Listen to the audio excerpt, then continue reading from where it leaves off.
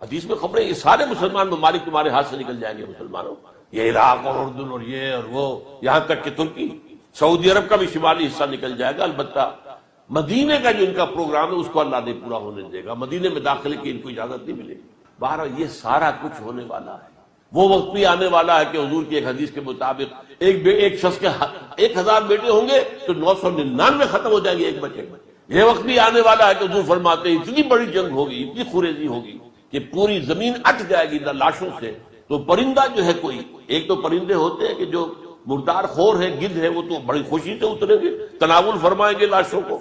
اسی طریقے سے کوے ہیں، چیلے ہیں، لیکن جو نفاست پسند پرندے ہیں وہ لاش کے اوپر اترنا نہیں چاہتے۔ تو ایک پرندہ اڑتا چلا جائے گا، اسے کہیں زمین پر اترنے کی جگہ نہیں ملے گی، لاشیں ہی لاشیں ہوں گی، یہاں تک کہ وہ تھک ہار کر اس کے جو ہے پر جواب دے جائیں گے، گرے گا تو لاش پر گرے گا۔ یہ وقت آنے والا، اور یہ یہودیوں کے ہاتھ میں، یا یہودیوں کے جو سپورٹرز ہیں اس وقت، جو ان کے ہاتھ میں آلہ کار، ان کے ہاتھ میں آنا ہے۔ میرے نزدیک اس کام کے لیے اس ملعون قوم کو کہ جو حضرت عیسیٰ کے زمانے سے ملعون ہو چکی، اس کو باقی رکھا گیا ہے، اسے یہ موقع دیا گیا ہے۔ اس نے اسرائیل بنا لیا ہے، تقریباً 2000 سال کے بعد وہ دوبارہ آ کر آباد ہوئے اس سرزمین میں جہاں سے نکال دیے گئے تھے 70 عیسوی کے اندر۔ یہ سارا کچھ کیوں ہو رہا ہے؟ ان کا یہ استثناء کیوں کیا گیا؟ یہ بڑی تلخ بات ہے، یہ یاد کر لیجیے، کیونکہ یا تو قوم اسی وقت ہلاک کر دی جاتی ہے جیسا کہ ہوا قوم نوح، قوم ہود، قوم عاد، قوم ثمود، قوم شعیب، یہ ہوا کہ نہیں ہوا؟ اور سدوم اور عمورہ کی بستیاں جہاں حضرت لوط بھیجے گئے، اور آل فرعون جو ہلاک کیے گئے، یا تو پوری قوم ہلاک کی جاتی ہے؟ نہیں، یہ یوں سمجھیے کہ اس پورے معاملے کو درمیان میں سے ایک وقفہ دے دیا گیا، حضرت عیسیٰ کو اٹھا لیا گیا، اور حضرت عیسیٰ دوبارہ آئیں گے۔ یہ کیوں کیا گیا؟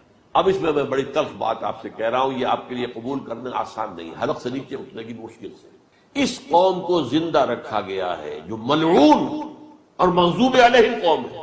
سب سورہ فاتحہ میں مفسرین لکھتے ہیں ضالین، یہ نصارہ ہے، اور مغضوب علیہم یہ یہودی ہیں۔ اور قرآن کہتا ہے لعن الذین کفروا من اہل الکتاب علی لسان داؤد عیسی ابن مریم، لعنت کی گئی ایک ملعون اور مغضوب قوم کے ہاتھوں۔ آخری امت محمد، اور اس کا بھی بہترین حصہ، اس پر عذاب ان کے ہاتھوں آئے گا، عربوں پر عذاب یہودیوں کے ہاتھوں، اس لیے ان کو بچایا گیا۔ یہ میں نے کئی دفعہ واقعہ سنایا، مولانا اسلائی صاحب بتایا کرتے تھے، کیونکہ وہ راجپوت تھے، یو پی کے راجپوت، مشرقی حصے کے، کہ ہمارے ہاں کوئی نوجوان اگر کوئی بڑی گری ہوئی حرکت کرتا تھا تو اس کے سر پر چمار کے ذریعے، چمار کے ہاتھوں جوتا لگوایا جاتا تھا۔ اگر راجپوت کے سر پر راجپوت کا جوتا گرا تو چلو تکلیف تو ہوئی، لیکن یہ کہ راجپوت کا جوتا گرا ہے نا، پڑا ہے، لیکن راجپوت کے سر پر چمار کا جوتا، جس کو آپ انگریزی میں کہتے ہیں to add insult to injury, وہ تکلیف بھی ہے جوتا کھانے کی، اور انسلٹ ہے کہ ایک چمار مار رہا۔ یہ امت سب سے خیر امت ہے، کنتم خیر امت اخرجت للناس۔ اس کے لیے عذاب بھی بدترین آئے گا، اور کن پر آئے گا؟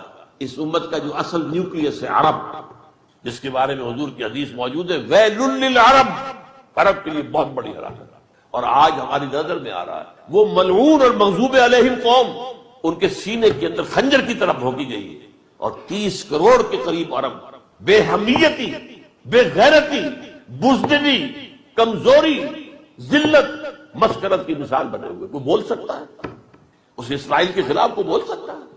30-35 لاکھ آدمی ہے اسرائیل کے اندر یہودی، اس سے زیادہ تو امریکہ میں 50 لاکھ کے قریب، کل 1.25 کروڑ آدمی ہے یہ یہودی پوری دنیا کے اندر۔ لیکن دیکھیے جو چاہتا کرتا ہے، جب چاہا اس نے عراق کے ایٹمک انسٹالیشن کو تباہ کر دیا، اور سعودی عرب کی فضا میں اس کو فیول کیا ہے انہوں نے، دوبارہ ریفیولنگ جو ہوئی ہے ان کے جہازوں کی، وہ سعودی عرب کی فضا میں۔ اللہ تعالیٰ نے یہ کوڑا ان مسلمانوں کے لیے رکھا ہوا ہے کہ جن کے رتبے ہیں سوا، ان کی سوا مشکل ہے۔ جتنا اونچا مقام اللہ نے دیا عربوں کو، ان میں حضور کو اٹھایا، ان کی زبان میں اپنا آخری کلام نازل کیا، تو ان کی ذمہ داری بھی بہت ہے۔ جن کے رتبے ہیں سوا، ان کی سوا مشکل ہے۔ یہ ہے میرے نزدیک واللہ اعلم